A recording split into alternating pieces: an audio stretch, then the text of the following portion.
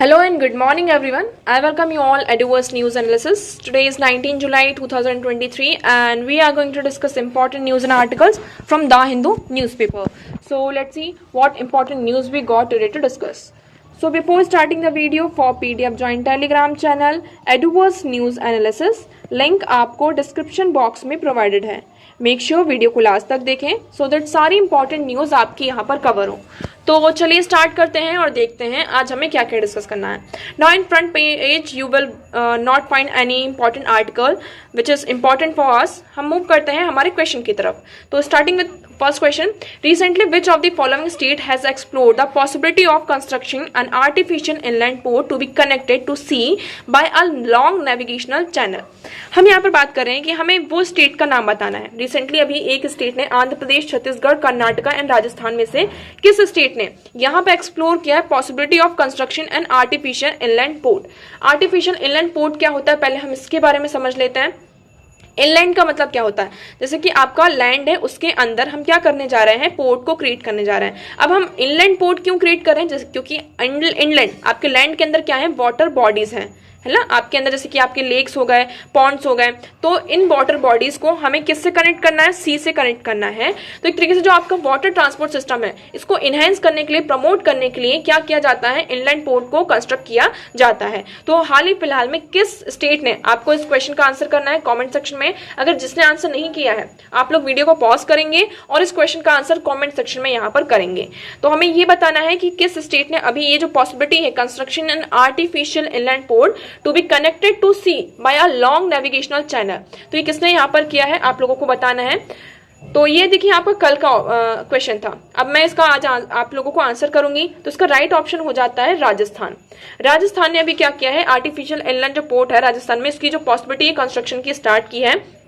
तो आप देखेंगे Rajasthan has explored the possibility of constructing an artificial inland port to be connected to the sea by long navigational channel. तो यहाँ पर आपका राजस्थान है वो क्या करने जा रहा है, आर्टिफिशियल इनलैंड पोर्ट को कनेक्ट करने जा रहा है, मतलब कि कंस्ट्रक्ट करने जा रहा है. आपकी जो वाटर बॉडीज होती हैं, है ना, हमने बात करी किसकी, लेक्स की, यहाँ पर पॉन्ड हो गए, तो उसको हमें किससे कनेक्ट करना है, जो सी एरिया है ना, आपका जो ओशन है, सी है, उससे कनेक्ट करने के लिए हम यहाँ पर क्या करेंगे, आर्टिफिशियल इनलैंड पोर्ट को कंस्ट्रक्ट करेंगे.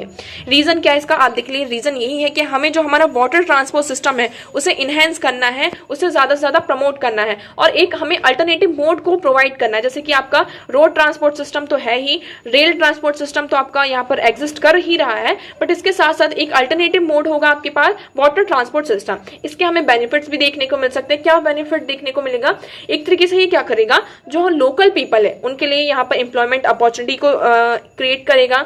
ये जो ट्रांसपोर्टेशन का जो कॉस्ट है और जो इफिशियंसी है ट्रांसपोर्टेशन की, उसको भी क्या करेगा, आपका इंक्रीज करेगा. तो आई होप आपको ये क्वेश्चन यहाँ पर क्लियर होगा. तो यहाँ पर किस स्टेट ने अभी हाल ही फिलहाल में किया है, राजस्थान ने.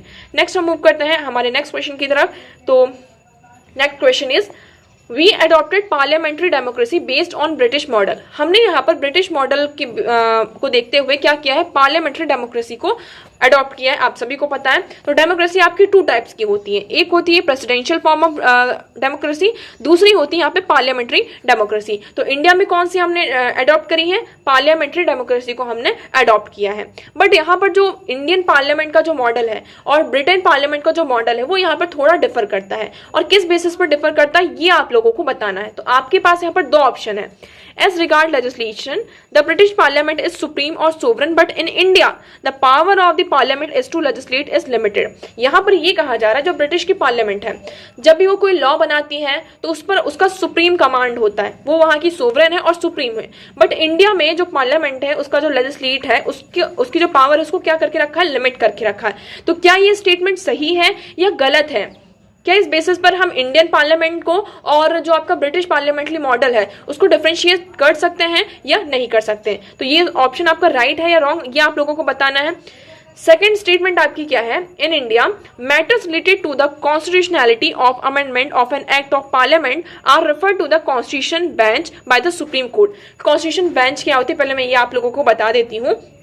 जैसे हम कोई भी यहाँ पे पिटीशन फाइल करते हैं, कोई भी केस होता है आपका सुप्रीम कोर्ट में जाता है, तो वो केस कितना इंपॉर्टेंट है, कैसा क्या है, तो उसको यहाँ पर सुप्रीम कोर्ट क्या करते हैं, कॉन्स्टिट्यूशन बेंच को रेफर करते हैं, जहां पर आपके 5 और मोर देन 5 क्या होते हैं, यहाँ पर जजेस होते हैं, उसे हम कॉन्स्टिट्यूशन बेंच कहते हैं। ओके, तो यहाँ पर ये कहा जा रहा है कि जैसे पार्लियामेंट ने क्या किया, कोई भी अमेंडमेंट किया हमारे कॉन्स्टिट्यूशन में, तो वो अमेंडमेंट कितना यहाँ पर वैलिडेट है आपका, कितना यहाँ पर वैलिडेट नहीं है, तो इसको ये जो पूरा मैटर है उसको हम सुप्रीम कोर्ट में रेफर कर सकते हैं या नहीं रेफर कर सकते हैं। तो ये आपका जो ऑप्शन है सही होता है, मतलब स्टेटमेंट ये सही है या गलत है, ये आप लोगों को कमेंट सेक्शन में यहाँ पर बताना है। क्या दोनों स्टेटमेंट आपकी सही है, क्या दोनों गलत है, क्या एक सही है या फिर दूसरी सही है, तो आप लोग कमेंट सेक्शन में बताएंगे। वीडियो को लास्ट तक देखिएगा, लास्ट में इसका आंसर आप लोगों को दिया जाएगा।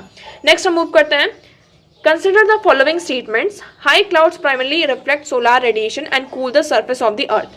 यहाँ पर ये कहा जा रहा है कि जो आपके हाई क्लाउड्स होते हैं, हाई क्लाउड्स क्या होते हैं और लो क्लाउड्स क्या होते हैं, ये आप लोग कमेंट सेक्शन में बताएंगे। ओके, अब ये कहा जा रहा है कि जो हाई क्लाउड्स होते हैं वो जो सोलार रेडिएशन होता है उसको रिफ्लेक्ट करता है और जिसके कारण जो हमारा सरफेस का अर्थ होता है वो कूल होता है। तो ये स्टेटमेंट आपकी सही है या गलत, ये आपको बताना है। Low clouds have high absorption of infrared radiation. आपके जो लो क्लाउड्स होते हैं वो क्या करते हैं, जो इंफ्रारेड रेडिएशन होता है उसको एब्जॉर्ब करते हैं और जिसके कारण आपका जो अर्थ का सरफेस होता है उसको वहां पर एमिनेट करते हैं और इसी के कारण आपको जो वार्मिंग इफेक्ट है वो देखने को मिलता है। तो ये स्टेटमेंट आपकी सही है या गलत, ये आप लोगों को कमेंट सेक्शन में बताना है। इस क्वेश्चन का आंसर आप लोगों को कल दिया जाएगा, तो कल का वीडियो देखना ना भूलें। इससे पहले आप लोग कमेंट सेक्शन में इसका आंसर करेंगे, वीडियो को पॉज करेंगे, आंसर करेंगे और आपको साथ साथ में ये भी बताना है what is high clouds and low clouds. So चलिए हम मूव करते हैं हमारे आर्टिकल्स की तरफ। तो आज की हमारी पहली न्यूज है, पहला आर्टिकल है India France and what keeps their ties sticking. यहाँ पे इंडिया और फ्रांस की बात की गई है। तो इंडिया और फ्रांस का आप यहाँ पर कैसे कर सकते हैं, एक रिलेशन है, आप ये IR से यहाँ पे कनेक्ट कर सकते हैं। टॉपिक आपका जाएगा इंडिया फ्रांस रिलेशन। हम इनके रिलेशन को कैसे देखते हैं, अभी हाल ही फिलहाल में देखा ये इतना न्यूज में क्यों है। न्यूज में आपका इसलिए है कि हमने देखा हमारे जो प्राइम मिनिस्टर नरेंद्र मोदी जी हैं फ्रांस के विजिट में गए और वहां पर हमारे वेरियस यहाँ पे डिफेंस कॉपरेशन हुए, डिफेंस जो पैक्ट्स हैं वो साइन हुए हैं, वेरियस आपकी यहाँ पे डील्स हुई हैं। तो इसलिए यहाँ पर इंडिया और फ्रांस से रिलेटेड यहाँ पर आपका आर्टिकल आता है। अब हम फ्रांस की इंपॉर्टेंस देखते हैं, इंडिया के लिए क्यों इतना ज्यादा इंपॉर्टेंट है। तो सबसे पहले हम बात करते हैं फ्रांस क्या है, आपका P5 कंट्रीज का मेंबर है। UNSC जो आपका है, यूनाइटेड नेशन सिक्योरिटी काउंसिल, उसमें आपकी 5 परमानेंट मेंबर है और one of the permanent member आपका कौन है, फ्रांस है। तो P5 मेंबर्स कौन कौन से हैं, आप लोग पहले कमेंट सेक्शन में बताएंगे कि UNSC के P5 मेंबर्स कौन से हैं, ये आप लोगों को टास्क दिया जा रहा है। तो फ्रांस भी क्या है, वन ऑफ द मेंबर है किसका, UNSC का परमानेंट मेंबर है। इसलिए यहाँ पर उसके साथ हम देखते हैं कि जो आपकी P5 कंट्रीज हैं, है ना, P5 के जो मेंबर्स हैं, इंडिया के जो रिलेशन उन सब के साथ अलग अलग हैं, इसीलिए फ्रांस के साथ भी हमारे थोड़े रिलेशन यहाँ पर अलग हो जाते हैं। हम बात करते हैं जैसे कि इंडिया की बात करते हैं, हमारे रिलेशन पहले टाइम से 1947 के बाद से ही अच्छे थे फ्रांस के साथ। क्यों अच्छे थे, कैसे अच्छे थे, उसको हम डिस्कस करते हैं। 1947 में हमें क्या मिलती है, इंडिपेंडेंस मिलती है, बट वॉर जो सिचुएशन होती है, पाकिस्तान आपका एक साइड होता है, दूसरा यहाँ पर चाइना होता है, तो यहाँ पर जो एक तरीके से वॉर जो सिचुएशन होती है इंडिया के साथ 1947 के बाद से ही थी। अब वॉर को लड़ने के लिए हमें क्या चाहिए, आर्म्स चाहिए, है ना, यहाँ पर हमें सारी आर्म्स चाहिए, एम्यूनिशन चाहिए, और ये हम किससे परचेस करते थे, पहले रशिया से परचेस करते थे। ठीक है, ये आपका यहाँ पर हुआ क्लियर। रशिया के साथ हम क्या करते थे, हमारी यहाँ पर परचेसिंग होती थी, डिफेंस डील होती थी। उसके बाद हमने ये देखा, आप देखेंगे अटल बिहारी वाजपेयी जी की यहाँ पर आपकी गवर्नमेंट आती है और हमने यहाँ पर पोखरण टेस्ट किया था, न्यूक्लियर यहाँ पर टेस्ट किया था, जिसके चलते यूएसए ने हमारे ऊपर क्या किया था, इंडिया के ऊपर सैंक्शंस लगा दिए थे। बट फ्रांस ने क्या किया था, इस सैंक्शंस को ज्वाइन नहीं किया था, है ना, फ्रांस ने क्या किया था, इस सैंक्शंस को ज्वाइन नहीं किया था। उसके बाद ये जो सैंक्शंस लगाए गए थे इंडिया के ऊपर, इसको हटा दिए गए और ये कहा गया कि आप क्या करिए, आपका जो डिफेंस है, जो आप डिफेंस परचेस करते हैं, डिफेंस परचेसिंग जो आपका टेक्नोलॉजी है, जो डील है, उसको क्या करिए, आप डाइवर्सिफाई करिए। तो हमने क्या किया, इंडिया ने इंडिया ने अपना जो डिफेंस परचेसिंग है उसे डाइवर्सिफाई किया, जो डिफेंस ट्रेड था उसको हमने डाइवर्सिफाई किया। हमने यहाँ पे यूएस से स्टार्ट किया परचेस करना, हमने यहाँ पे फ्रांस से स्टार्ट किया और इजराइल से स्टार्ट किया। ठीक है, रशिया के साथ साथ हमने किसके साथ किया, यूएस, फ्रांस और इजराइल के साथ हमारा जो डिफेंस ट्रेड है उसको यहाँ पर स्टैब्लिश किया। तो यहाँ पर इसलिए हमारे लिए क्या हो जाता है, फ्रांस इंपॉर्टेंट हो जाता है। तो सबसे पहले हमने क्या देखा, ट्रेड। सबसे पहले हमने देखा P5 कंट्रीज का एक मेंबर है इसलिए रिलेशन है। दूसरा ट्रेड। थर्ड हम बात करते हैं किसकी कि यहाँ पर एक आइडियोलॉजिकल बेसिस भी है आपका। कैसा आइडियोलॉजिकल बेसिस की हम बात करते हैं कि जैसे कि हम बात करते हैं सबसे पहले जब इंडिया कॉलोनाइज हुआ था यहाँ पर आपका कौन आता था, ईस्ट इंडिया कंपनी आती है और आपकी एक फ्रेंच की कंपनी आती है। तो हम देख रहे हैं हिस्टोरिकली, आप ट्रेडिशनली भी देखेंगे तो इंडिया और फ्रांस के यहाँ पर रिलेशन रहते हैं। उसके बाद हम देखते हैं फोर्थ हम बात करेंगे प्रिंसिपल्स की। यहाँ पर आप पढ़ेंगे तो हम यहाँ पे वेरियस विजिट्स हुई हैं और जो हमारे प्रिंसिपल्स हैं जैसे कि फ्रेंच रेवोल्यूशन से हमने लिबर्टी, इक्वालिटी, फ्रेटर्निटी, ये जो प्रिंसिपल्स हैं वो कहाँ से इनकॉर्पोरेट किए हैं, हमने फ्रेंच रेवोल्यूशन से इनकॉर्पोरेट किए हैं हमारी डेमोक्रेसी में, हमारी कॉन्स्टिट्यूशन में। तो ये भी हमारे लिए इंपॉर्टेंट होता है और हम कहते भी हैं कि हाँ हमने ये जो प्रिंसिपल्स हैं वो कहाँ से लिए हैं, हमारे मतलब फ्रांस से लिए हैं। हम यहाँ पे जो आपका स्पेस है वहाँ पे इंडिया फ्रांस का कोलैबोरेशन हो रहा है। इन्वायरमेंटल बेसिस पर हम बात कर रहे हैं, क्लाइमेट चेंज को टैकल करने के लिए यहाँ पे कोलैबोरेशन हो रहा है। और दूसरी हम बात करते हैं कि जैसे कि टेररिज्म वाला जो आपका इशू है, फ्रांस में छोटे छोटे यहाँ पे मल्टीपल अटैक्स होते रहते हैं, टेररिस्ट अटैक्स होते रहते हैं। इसी तरीके से इंडिया में भी आपके टेररिस्ट अटैक्स होते रहते हैं। इसलिए यहाँ पर इंडिया और फ्रांस क्या हो जाते हैं, आपस में साथ में आ जाते हैं कि हमें क्या करना है, जो टेररिस्ट एक्टिविटीज हैं इसे हमें कंट्रोल करना है और रोकना है। इसलिए यहाँ पर हमने देखा इंडिया और फ्रांस का रिलेशन आप इन पॉइंट्स पर यहाँ पे डिस्क्राइब कर सकते हैं। अब आप देखेंगे यूक्रेन वॉर, यहाँ पर फ्रांस क्या करता है, जैसे कि हमारा जो नॉन इंटरफेरेंस, नॉन अलायंस का जो आपका जो एक प्रिंसिपल है, फ्रांस उसको भी क्या करता है, फॉलो करता है, उसको प्रेज करता है। जैसे कि आप देखेंगे on a major geopolitical stage, the combination of non-interference and non-alliance plays into France approach toward the Narendra Modi government position on Ukraine in war in Ukraine। जिस तरीके से हमारी जो पॉलिसी होती है यूक्रेन वॉर में, हमने क्या रखा, अपने आप को बैलेंस रखा। हम ना तो वेस्ट की तरफ गए और ना ही हम रशिया की तरफ है, डायरेक्टली और इनडायरेक्टली हम किसी की तरफ नहीं है, किसी की तरफ यहाँ पे अलायंस नहीं है। इसी तरीके से फ्रांस ने इस अप्रोच को क्या किया है, प्रेज किया है और वो भी इसी पोजिशन पर यहाँ पर आपको देखने को मिलता है। ओके, उसके बाद हम देखेंगे यहाँ पे जो स्ट्रेटेजिक पार्टनरशिप है, तो यहाँ पर कुछ चीज़ों में जो फ्रांस है आपका, उन्होंने पब्लिकली ये अनाउंस किया था, जैसे कि आपका नेटो हो जाता है ना, यहाँ पर नेटो हो जाता है। तो नेटो की यहाँ पर जो नेटो प्लस को इसकी जो पार्टनरशिप है, इसको उसका नेटो का जो एम्बिट है उसको इंक्रीज करने की बात की जा रही है कि हम क्या करेंगे, प्लस जो 5 पार्टनरशिप है इसको लेकर आएंगे, जिसमें Japan, Australia, New Zealand, south Korea, even India को भी इंक्लूड करने की बात की जा रही है। बट फ्रांस ने पब्लिकली इसे क्या किया है, डिसअप्रूव किया है। उसने ये कहा है कि ये वेस्ट का है और यहाँ पर सिर्फ इसका जो एम्बिट है इसे इंडो पैसिफिक रीजन में ना लेकर जाया जाए। उसके बाद जो क्वाड प्लस ये कॉलिशन होने वाला था जिसमें फ्रांस इसको क्या करने वाला था, ज्वाइन करने वाला था, बट इसको ज्वाइन नहीं किया। क्यों नहीं किया, क्योंकि आपका ऑकस आ जाता है, यूएस, यूके एंड ऑस्ट्रेलिया, जिसके कारण यहाँ पे फ्रांस क्या हो जाता है, यूएस और फ्रांस एक दूसरे से थोड़े रिफ्ट हो जाते हैं और अलग अलग यहाँ पर चलते हैं। तो देखिए हम बात कर रहे हैं, while India ties with each of the P5 countries is unique, the feature that set apart the India France relation is this geopolitical stand value judgement. यहाँ पर हमारे जितने भी P5 कंट्रीज हैं उनके साथ जो हमारे रिलेशन है, हर कंट्री के साथ इंडिया की कैसे हैं, वो अलग अलग है ना, यूनिक है। और इंडिया की अगर हम बात करते हैं, वो भी हमारे जो फीचर्स हैं वो थोड़े आपके अलग हो जाते हैं। जो हम किसी भी जो जियोपॉलिटिकल सेंस है, वैल्यूज, उसको हम जजमेंट्स में रखते हैं। यहाँ पर कोई प्रेशर नहीं कि हमें किस तरफ अलाइन होता है, कोई भी कहीं अलाइन नहीं होना है। तो ये पूरा आपका आर्टिकल्स था, आपको मैं उम्मीद करती हूँ यहाँ पर आपको ये क्लियर होगा। आगे बढ़ते हैं हमारे नेक्स्ट आर्टिकल की तरफ। Now next article is A push for GM mustard disregarding science the law। यहाँ पर GM की बात हो रही है। GM क्या है, आपका जेनेटिकली मॉडिफाइड क्रॉप होता है, ठीक है।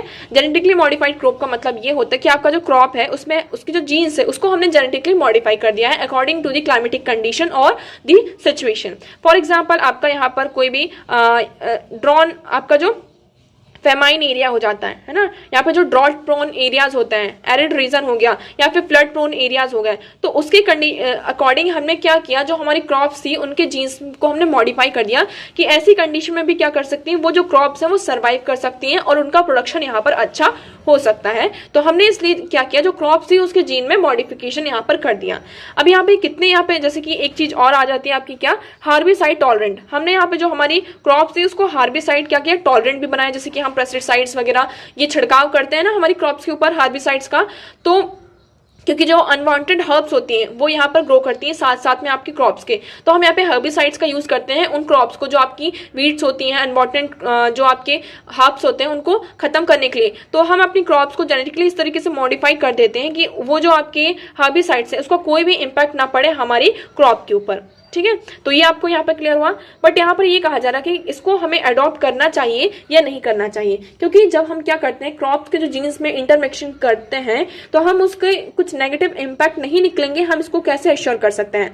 तो यहाँ पर जो एश्योरिटी है, एफिशिएंसी है 100% उसको एश्योर नहीं किया जा सकता है। इसलिए यहाँ पे थोड़ा सा किसके बीच में, जो इंडियन फार्मर्स हैं और जो साइंटिस्ट हैं उनके बीच में थोड़ा सा हमें कन्फ्लिक्ट देखने को मिलता है। तो देखिए आप इसको यहाँ पे पूरा पढ़ सकते हैं। इससे पहले हमने बीटी कॉटन को सजेस्ट किया गया था, इसकी फ्लीटिंग को, इसके कुछ बेनिफिट्स भी हमें देखने को मिलते हैं। बट क्या होता है, हमें देखिए प्रोडक्शन तो आपका सही हो जाता है बट इसके चार्जेस भी बहुत ज्यादा हो जाते हैं। तो आप देखेंगे long term research suggest that BT cotton has provided long fleeting benefits to farmer while enormously increasing their cost of cultivation and risk. यहाँ पर देखिए बीटी कॉटन के कारण आपको बेनिफिट्स तो देखने को मिले फार्मर्स को, बट इसके हमें वेरियस रिस्क भी देखने को मिलते हैं। जैसे कि जो कंपनीज होती हैं वो प्रॉफिट को कमाने के लिए जो सीड्स होती हैं बहुत ही एक्सपेंसिव यहाँ पे उसको क्या करती हैं, बेचती हैं, है ना। उसका जो कॉस्ट होता है, कल्टीवेशन कॉस्ट होता है, वो बहुत ज्यादा हाई होता है, जो फार्मर्स होते हैं उसको अफोर्ड ही नहीं कर पाते हैं। ये कुछ यहाँ पर डिबेट चल रही है किसके लिए, जो आपके जीएम क्रॉप्स हैं उससे रिलेटेड।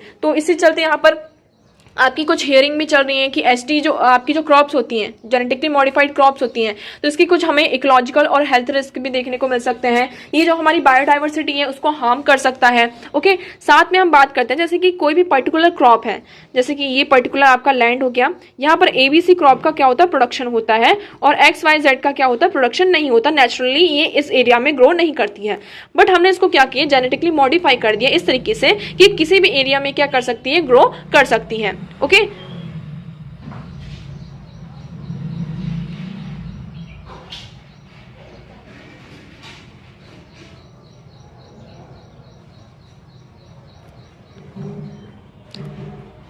सो नाउ इफ हम इस क्रॉप का प्रोडक्शन स्टार्ट करते हैं कहाँ पर, XYZ, इस क्रॉप को हमने यहाँ पर ग्रो करना स्टार्ट किया, तो ये क्या कर सकते हैं, जो ABC क्रॉप है इसको क्या कर सकता है, हार्म कर सकता है और इम्पैक्ट कर सकता है। ठीक है, तो ये भी हमें कुछ कंसर्न्स देखने को मिल रहे हैं, इसलिए यहाँ पर इकोलॉजिकल और हेल्थ रिस्क भी देखने को मिल सकते हैं जो ST क्रॉप्स हैं। तो इसलिए गवर्नमेंट के ऊपर थोड़ा ये आर्ग्यूमेंट चल रहा है कि जो आपकी GM मस्टर्ड्स है ना, जो मस्टर्ड सीड है, तो उसे कंसिडर करना चाहिए या नहीं करना चाहिए। It would be shocking if scientist involve in developing GM mustard were to go along with misleading the court and the public।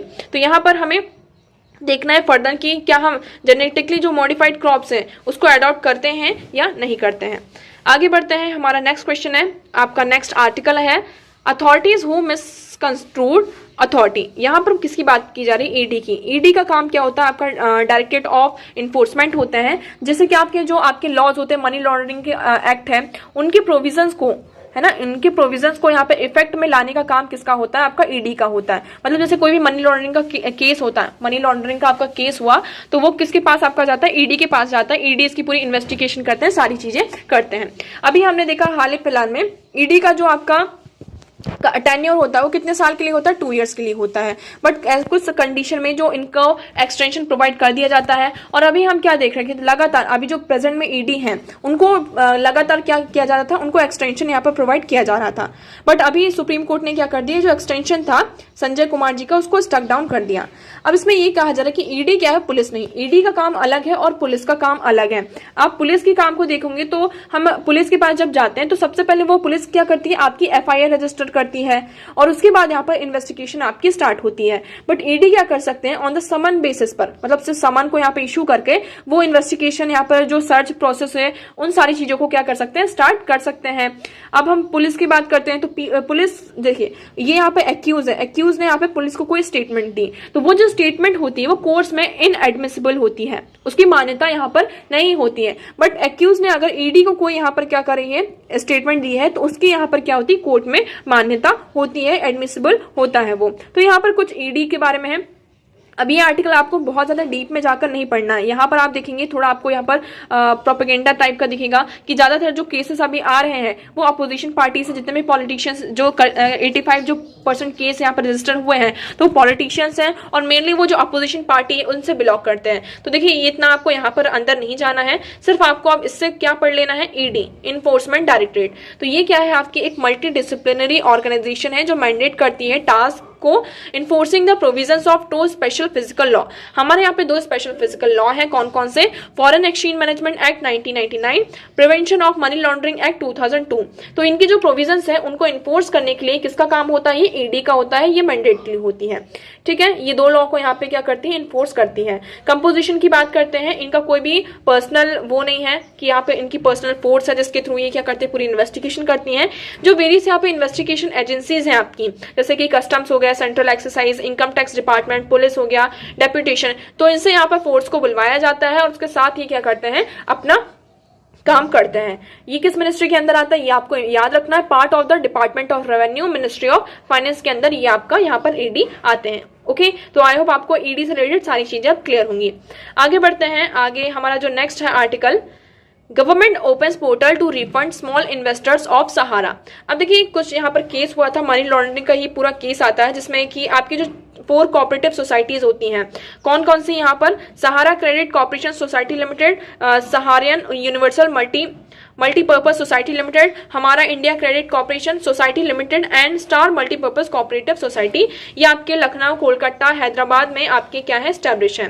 तो इनमें क्या हुआ था? मनी लॉन्ड्रिंग के कुछ केसेस चल रहे थे, बट यहाँ पे जो छोटे छोटे इन्वेस्टर्स हैं उन्होंने क्या करके रखा था? इन्वेस्टमेंट करके रखी थी।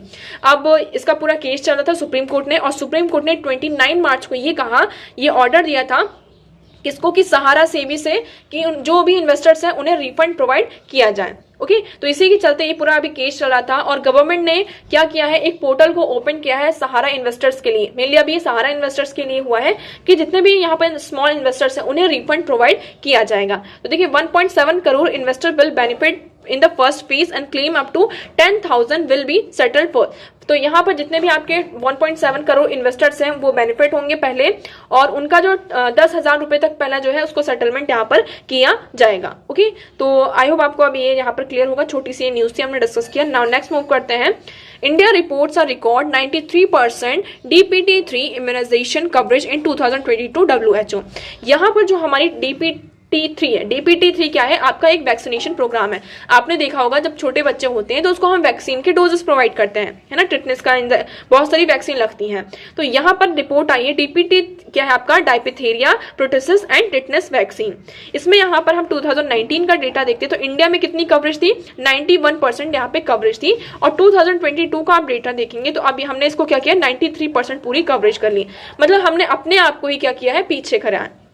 तो WHO ने क्या किया? इसे प्रेज किया है। WHO ने इस चीज को, मतलब कि हमने इतना जो अचीवमेंट हमारा हुआ है 91 से 93%, तो इसको प्रेज किया गया है WHO के द्वारा।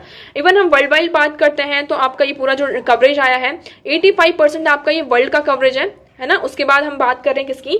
धीरे धीरे यहाँ पे जो कवरेज है 98% यहाँ पे भूटान क्या है, मालदीव में 99% है। प्री पेंडेमिक रेट्स आपकी बताए जा रहे हैं। ओके, थाईलैंड में यहाँ पर 97% है और बांग्लादेश का यहाँ पे 98% है। तो अभी हमें और ज्यादा काम करने की जरूरत है इस सेक्टर में, बट स्टिल हमने अभी क्या किया? बहुत सारी चीजें की। अब देखिए जो आपका इम्यूनाइजेशन होता है, जो वैक्सीन के डोजेस लगते हैं वो यहाँ पर कुछ फेसेस में लगते हैं, जैसे कि आपका पहला डोज लग गया, दूसरा डोज लगा, फिर तीसरा डोज लगता है। तो इसमें ये कहा जा रहा है कि number of 0 dose children that have not received even first dose of DPT have 2.3 million in 2022 from 4.6 million in 2021।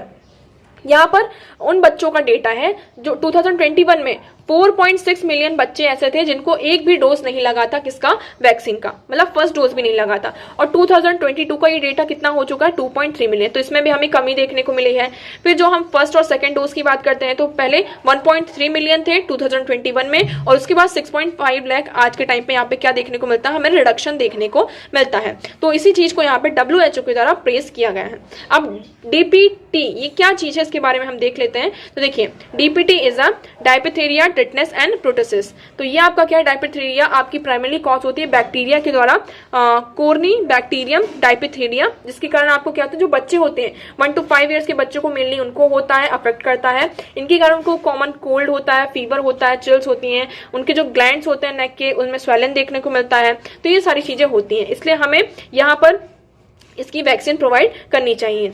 हम टेटनस की बात करते हैं। टेटनस जैसे कि आपको कोई कट लग गया है, कोई वुंड हो गया है, तो इसमें यहाँ पर जो बैक्टीरियम क्लोस्ट्रीडियम टेटानी, इसके कारण यहाँ पर विदिन अगर हमने 14 डेज इसमें नहीं किया, टेटनस का इंजेक्शन नहीं लेते हैं, तो यहाँ पर क्या हो जाता है, इन्फेक्शन हो जाता है। तो अगर हमने इसकी वैक्सीन पहले ही लेकर रखी तो आपको कोई भी कट होता है तो उसमें इन्फेक्शन यहाँ पर नहीं होता है ना। ये जो टेटनस होता है आपका पर्सन टू पर्सन ट्रांसमिट भी होता है, इसलिए इससे बचने के लिए हमें यहाँ पे इसकी वैक्सीन लेनी चाहिए। तो देखिए, tetanus can be prevented through immunisation with the tetanus toxoid containing vaccine. तो यहाँ पे आपकी टेटनस टॉक्सॉइड कंटेनिंग वैक्सीन होती है, जिसके थ्रू हम क्या कर सकते हैं, इसको प्रिवेंट कर सकते हैं। नेक्स्ट हम बात करते हैं प्रोटोसिस की। ये आपका किसके थ्रू कॉज होता है, वूपिंग कफ होता है।